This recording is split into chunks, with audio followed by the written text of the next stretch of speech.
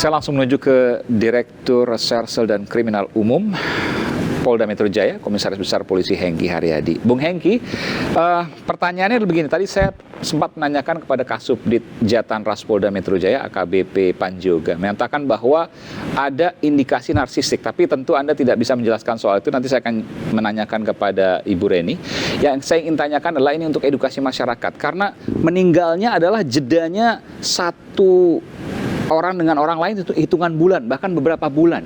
Tidakkah ini memunculkan sebuah indikasi pidana misalnya karena membiarkan orang lain meninggal tanpa ada informasi, tanpa ada proses ke pihak berwajib misalnya? Ini terima kasih pertanyaan yang memang cukup baik ya dan perlu saya jawab. Ya. Yang pertama karena memang kita amati banyak pertanyaan tentang ini sebelumnya dari... Betul. Dan ini ada temuan luar biasa ini. Saya apresiasi juga kepada pihak Polda Metro Jaya yang mengungkap kasus ini. Yang pertama yang saya lihat pada saat rilis kemarin kami menyampaikan tidak ada indikasi kematian daripada tempat ini. Jadi yang perlu kami jelaskan di sini, Mas Edmund, bahwa kami penyidik tidak boleh berpengaruh dengan adanya. Ya. Bahkan kami tidak boleh adanya mention, memiliki mention misalnya bahwa ini pasti pembunuhan. Oleh karenanya kami berusaha untuk membuktikan bahwa ini pembunuhan, padahal bukan. Atau tersangkanya ini kami berusaha membuktikan bahwa ini tersangkanya, padahal ada tersangka yang lain. Jadi memang harus dimulai dari nol, alat bukti yang mengarahkan. Jadi begini, dalam suatu peristiwa pidana itu harus diingat. Ya. Ada dua hal yang penting jadi unsur utama. Yang pertama adalah mens rea, niat jahat daripada pelaku sebagai pertanggungjawaban daripada perbuatan. Yang kedua, actus reus, wujud perbuatannya. Nah, yang pertama kali melihat daripada TKP ini, ya, di luar daripada penemuan kami dari laboratorium forensik bahwa tidak ada indikasi pihak luar masuk dalam, hanya ada DNA yang tidak di dalam. Apakah ada actus reus, wujud perbuatan daripada pelaku yang ada di dalam sana? Ya. Nah, kita bekerjasama dengan Apsifor. Ini sangat identik temuan daripada Apsifor dengan laboratorium forensik dan penyelidikan konvensional daripada kami tim penyidik Polda Metro Jaya.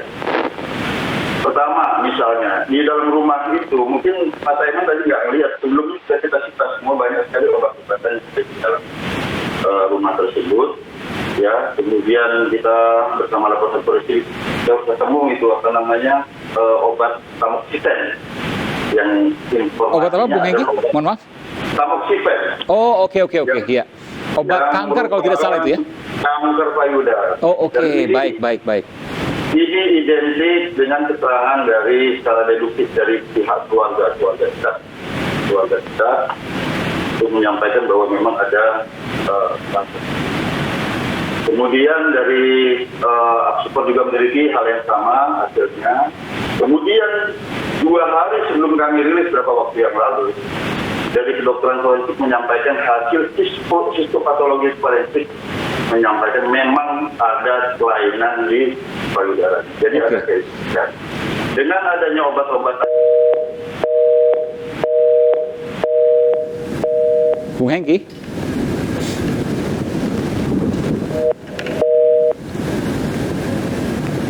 Halo, iya tampaknya putus suara kami, hubungan kami dengan Bung Hengki Haryadi. Nanti saya akan coba untuk menghubungi kembali. Saya ingin ke Ibu Reni Kusumowardhani dulu. Ibu Reni? Oke, baik. Saya akan coba nanti kembalikan ke Bung Hengki dan Bu Reni karena terputus. Yang saya tadi sempat menyaksikan, saya ke Bung Reza. Pakaian-pakaian bermerek, kulkas 4 pintu. Ya, tapi kemudian mungkin declining ekonominya menurun, ya, bangkrut dan sebagainya, saya tidak tahu. Tapi bahwa ada disampaikan tadi, nanti saya akan mendalami lagi, bahwa ada indikasi narsistik dari korban ya. Saya nggak tahu pakai korban ataukah mungkin pelaku dan sebagainya, karena memang tidak ada unsur pidana jadi disebutkan korban. Tidak mau terlihat miskin, tidak mau terlihat susah, tidak mau terlihat apapun yang dibawa dengan orang yang di luar, apakah itu keluarga ataupun tetangga, sehingga merelakan untuk kemudian meninggal. Apakah bisa dikatakan seperti itu? Narsistik yang akhirnya menyiksa diri sampai meninggal, bahkan satu persatu dalam hitungan bulan. Begini, pertama ingin saya katakan bahwa sekitar 1 atau 2 pekan sebelum Polda Metro Jaya menyatakan case close, saya komunikasi dengan Pak Kapolda. Saya katakan terus terang saya mendorong agar ini segera case close. Kenapa? Ada kepentingan yang lebih luas, tapi itu nanti. Ya. Nah sekarang saya urut-urutan berpikirnya tidak ke narsistik itu, Mas Aiman. Urut-urutan berpikir Penyebabnya saya. dia apa dong? Nah ini yang ini saya katakan ini. Oke. Urut-urutan berpikir saya adalah pertama harus dipastikan dulu ini penyebab kematiannya apa. Belum tahu itu. Sayang beribu sayang, saya sungguh-sungguh tidak paham dalam frase meninggal wajar dalam situasi tidak wajar itu saya tidak paham. Kalimat itu maknanya apa? Kenapa? Sepemahaman saya ada istilah-istilah ilmiah yang bisa diacu untuk menjelaskan penyebab kematian. Saya menggunakan singkatan NASH, NASH, N, natural. Seseorang meninggal dunia karena faktor alami. Dan ini faktor alami disebutkan. Saya tidak tahu. Disebutkan pada saat waktu itu, waktu konferensi pers, bahwa meninggalnya wajar.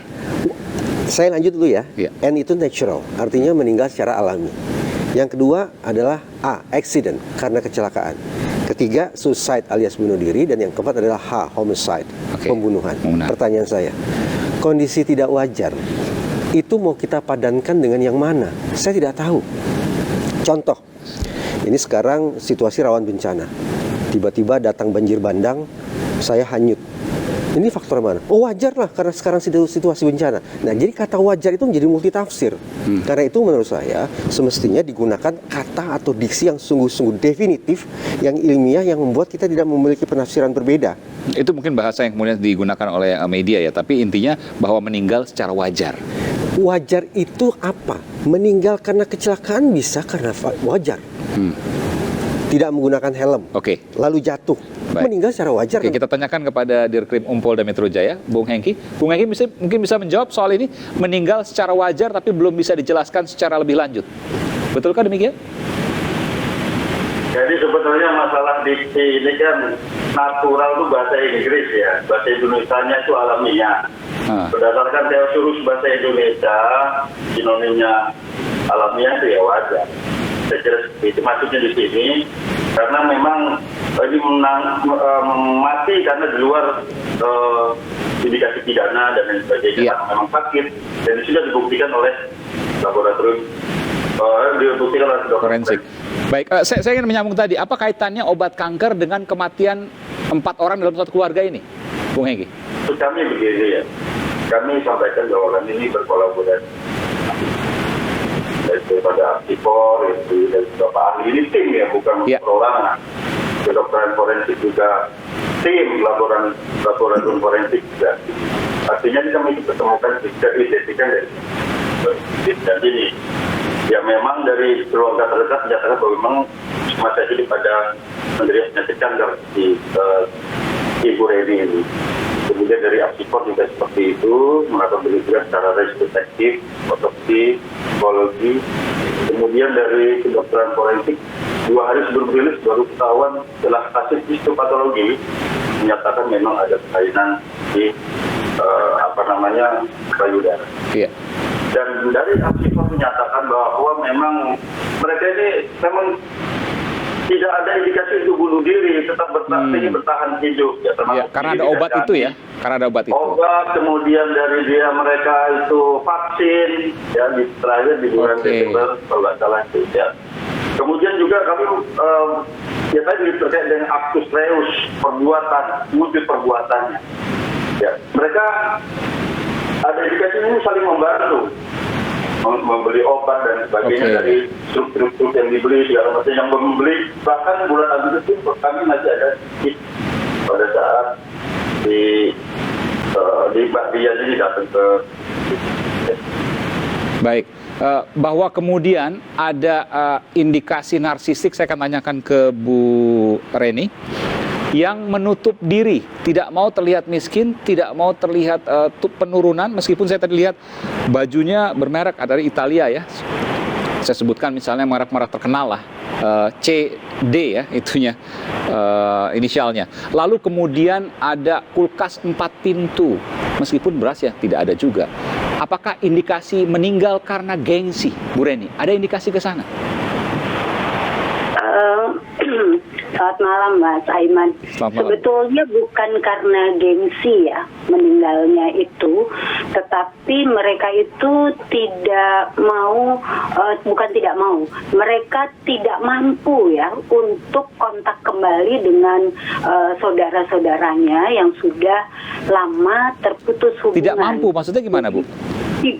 Bukan tidak mampu dalam arti tidak bisa ya, tetapi kayak seperti misalnya kalau kita punya grup WA gitu ya, terus kita lama nggak komen di situ. Bu, boleh keras lagi Bu, saya kurang mendengar, di floor kurang terdengar. Iya. Ya, ini Oke, silakan. sudah cukup terdengar. Ya. Jadi sebetulnya itu bukan gengsi, agak berbeda dengan gengsi. Artinya mereka itu kesulitan untuk memulai atau menyambung kembali silaturahmi yang sudah terlanjur lama. Tapi kan bisa minta ke tetangga logikanya Bu, ketika misalnya kelaparan atau tidak ada makan, kan logika sederhana tetangga kanan kiri ada. Kenapa kemudian membiarkan satu persatu keluarga meninggal? Itu pertanyaan. Ya, ini dimulai dari meninggalnya orang yang pertama. Jadi pada waktu Bapak Rudi itu meninggal, mereka itu kondisi keuangan menurun, sudah menipis, dan kemudian itu menjadi pemakaman pada akhirnya tidak menjadi prioritas yang diutamakan. Dan dia ada denial, tidak mengakui kan Bu, bahwa ketika datang petugas yang ingin mensurvei rumah, dikatakan tidak meninggal dan lain sebagainya. Padahal sudah meninggal.